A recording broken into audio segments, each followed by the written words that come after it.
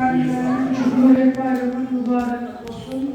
Biz bugün Abdülkadir Uygar şiirinden karşı okuyoruz. Uygar şiiri. Ey teki uygan uykun yeter. Sen zaman yok emdi kessen can keser. Bu ölümden özünü tutmasan ah senin halin yeter, halin yeter. Hop dedim, başın kötü, uykunu aç. Peki benim başını kes, kanını çaş. Köz geçip etrafta otlara bakmışsa, ölsek anlamda bir gün ne ilaç.